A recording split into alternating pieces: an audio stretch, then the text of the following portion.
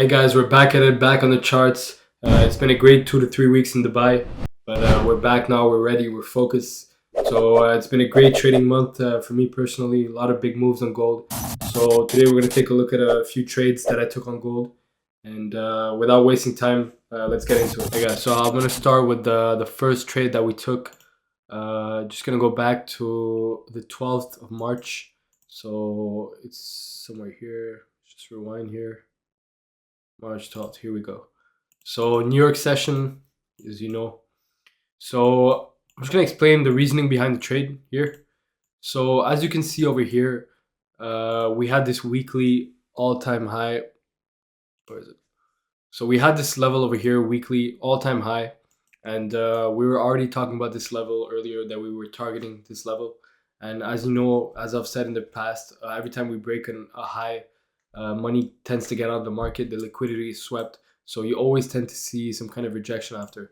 Let's go on the daily here. You can see that big candle, big candle, big candle, and you can see it's starting to get smaller. Here it got smaller. One last push over here, and then here you can see it was starting to lose juice.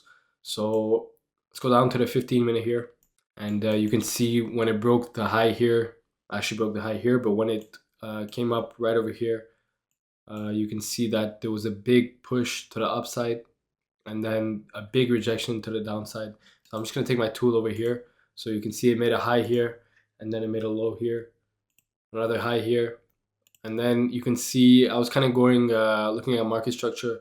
So you can see after over here, it broke the low on March 12th at 8:30. I believe it was CPI. And we had good data for the US dollar, which means bad, obviously, for gold.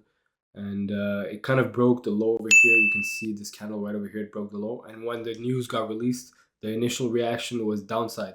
So price went down. So basically what I did is I took my fib from here to here, market structure to market structure.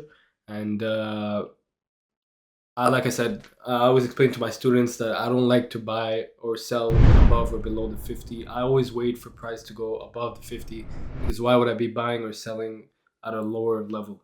So I always wait for it to go retrace above the 50 level.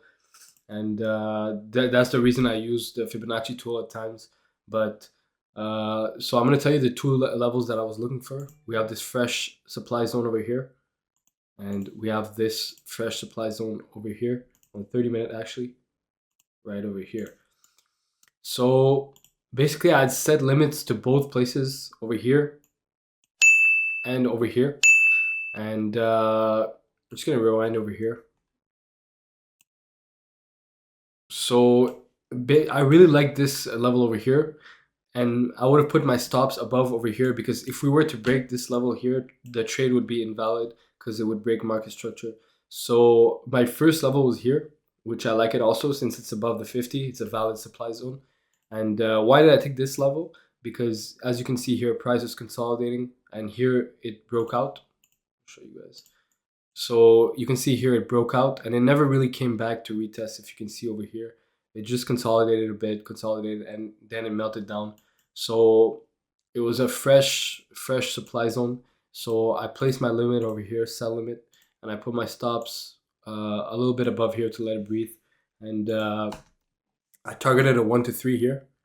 So as you can see, it hit take profit for it was a little more at 87 pips, but I think it was like, was around 105 pips, I think. So I'll post a screenshot of this also, but yeah, around 100 pips, 105 pips here. So that was the first trade. I think I risked 1% on this, so 3% profit on this trade.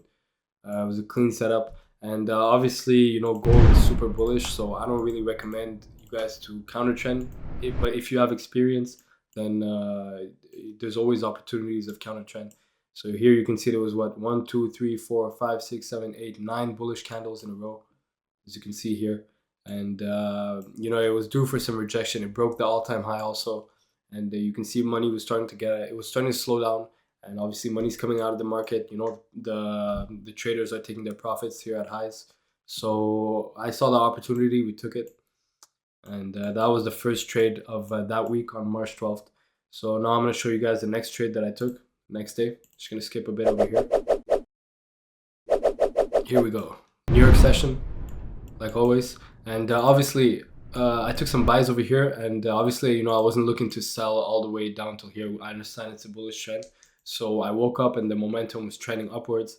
And in a bullish trend, when it's trending upwards, you don't want to look for sells. It's risky, it's dangerous. So I saw over here that on the 4 hour we had formed support over here, and I woke up. I looked for buys. Same thing over here. We're gonna take a look at structure here. Take the highlighter. So we had made a low here and a high here, and then we were just making little higher highs, another low here, and then I woke up here around 7, so price was already here. We made another high over here, a low here. So where did I take this trade? I took this trade based on this leg over here, this leg that broke to the upside. I saw that it broke this level right over here also. So it broke this level here on the left, and I'll explain to you guys why I took this trade. If you go on the H1 over here, I'm just gonna rewind a little bit over here, right there.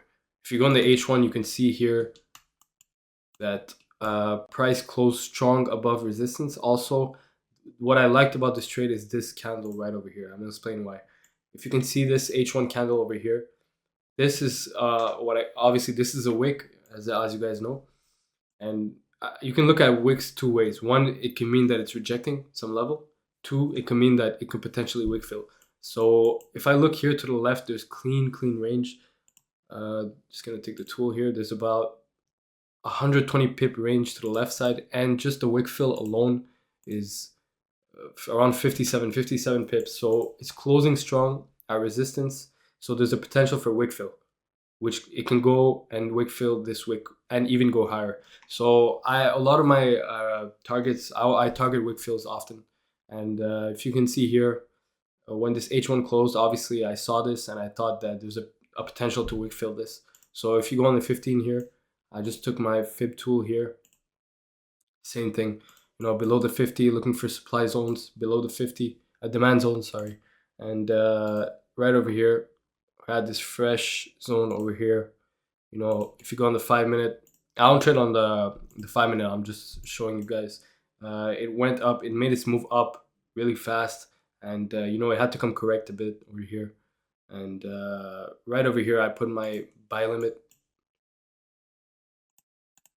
Had a buy limit right over here, put my stop loss here. I let it breathe a bit, and take profit for a 1 to 3. So take profit was basically, the wick fill of this candle. And right over here, 9:45. So the H1 closed over here. And what I wanted initially was the H1 to make a wick down and then flip up and proceed to wick fill this. As you can see here, I wanted it to make a wick down all the way till here and then flip up. So let's see how it opened.